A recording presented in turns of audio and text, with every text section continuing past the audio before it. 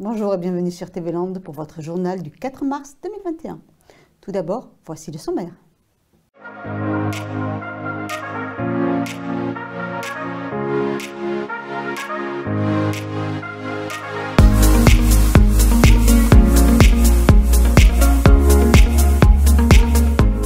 Depuis 1984, le département des Landes a fait de l'inclusion numérique une priorité.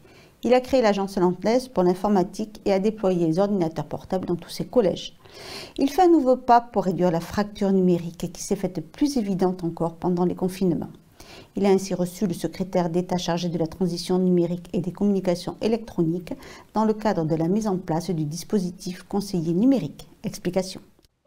Malgré les plans mis en place et les efforts déployés depuis plusieurs années, la fracture numérique existe toujours. Sur le département, 40% des Landais seraient éloignés du numérique, un chiffre que le département et l'État souhaitent réduire grâce à la mise en place de conseillers numériques France Service. C'était extrêmement important pour moi de venir physiquement montrer que l'État s'engage dans l'inclusion numérique et dans la lutte contre les personnes qui se sentent éloignées du numérique. On déploie la fibre, on déploie le mobile comme jamais avant, mais c'est extrêmement important de s'occuper de tous ceux qui se sentent laissés de côté par ces nouveaux outils, par ces nouveaux usages. Et c'était pour moi important de venir montrer que l'État y met beaucoup d'argent d'abord et que très vite on va avoir des gens, des personnes qui vont arriver dans les Landes, mais aussi partout en France, 4000 personnes qui vont accompagner les Français dans leurs usages du numérique. Grâce à la signature de cet accord préalable de principe de soutien de l'État, 30 personnes vont être recrutées et formées sur le département afin de venir en aide et apprendre aux Landais à se servir d'un ordinateur ou d'un smartphone. C'est une réponse concrète à des besoins qu'il y a sur le territoire comme sur l'ensemble du territoire national. Aujourd'hui, il y a la dématérialisation, c'est un fait, et c'est une opportunité pour beaucoup de monde, mais c'est une difficulté aussi pour nombre de nos concitoyens. Et si l'on ne veut pas que cette dématérialisation soit un échec, il faut qu'on puisse accompagner au plus près des populations les personnes les plus en difficulté. Donc le déploiement de ces 30 médiateurs numériques à l'échelle de notre département, un par communauté de communes, 7 au niveau du conseil départemental et après dans les différents réseaux associatifs, je crois que ça répond totalement aux attentes de cette révolution numérique. Une révolution numérique engagée depuis plusieurs années par l'association Lasmala à Saint-Julien-en-Born, qui forme déjà des médiateurs numériques et qui constate tous les jours les difficultés rencontrées par de nombreux Landais avec ces nouveaux outils. On sent ce fossé qui se creuse entre les générations forcément.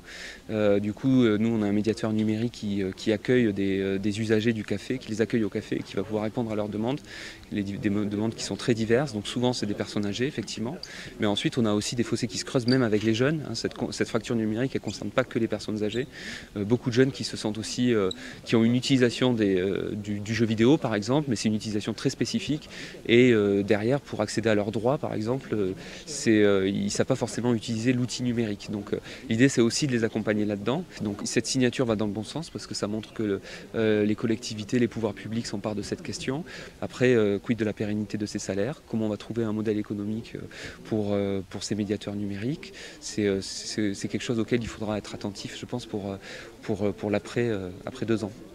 Une interrogation légitime, puisque dans le cadre du plan France Relance, l'État assure la prise en charge de la formation et le salaire des conseillers à hauteur de 50 000 € par an sur 2 ans, soit 1,5 million pour le département et ses 30 conseillers numériques. Voici maintenant quelques informations pratiques. Depuis lundi, l'ensemble du département est passé en niveau 2 sur une échelle de 5 de vigilance incendie de forêt.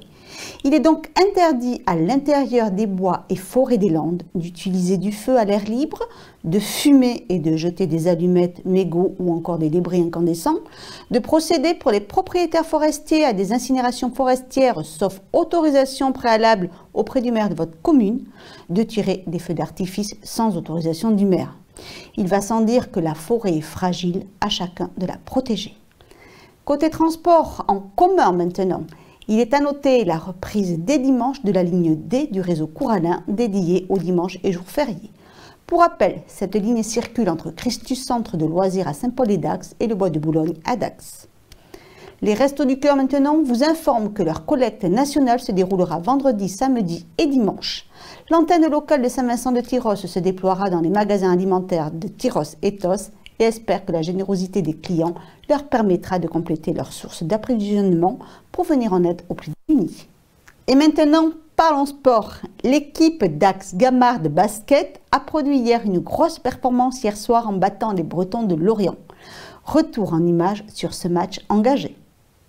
Après 2 semaines de repos, les joueurs du DGB étaient de retour sur le parquet de la salle Maurice Boyau avec un gros match au programme.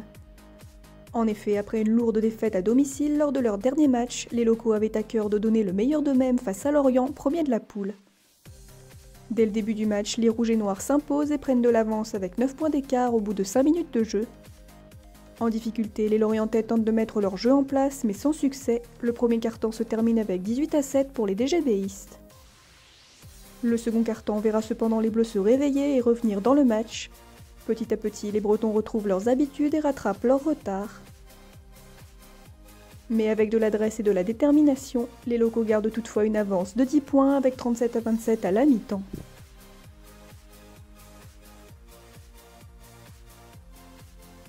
Au retour des vestiaires, Lorient fait preuve d'une meilleure réussite et revient même à seulement 4 points de l'équipe locale avec 37-33.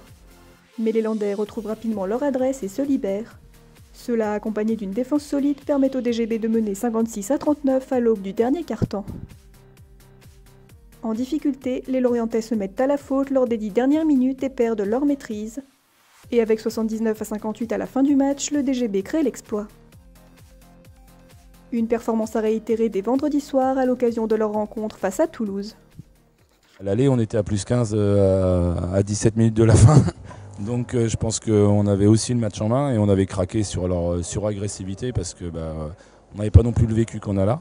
Et puis l'expérience du match aller nous a servi parce qu'on a regardé la vidéo hier et je leur avais fait le décompte du score. Donc on peut jouer cette équipe-là les yeux dans les yeux, mais il faut être 40 minutes câblé, quoi.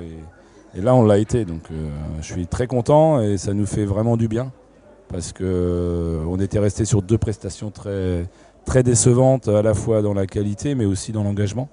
Et je pense que ce soir on était vraiment engagés, donc on est très satisfait. On est à 6 victoires, il nous en reste 4, 5 à aller chercher et je crois 10 matchs maintenant. Donc voilà, on va pas calculer. Je pense qu'avec ce groupe-là, il ne faut pas faire de plan sur la comète, c'est là qu'on est le moins bon. Donc voilà, on ne va pas trop réfléchir. Et pour terminer cette édition, nous informons que samedi, l'US Dax Rugby recevra le stade olympique chambérien, la lanterne rouge de la poule. Une rencontre à suivre en direct sur notre page Facebook dès 15h45. Voilà, cette édition s'achève. Je vous donne rendez-vous lundi pour un prochain journal de TV Land, votre télévision locale. Passez un bon week-end.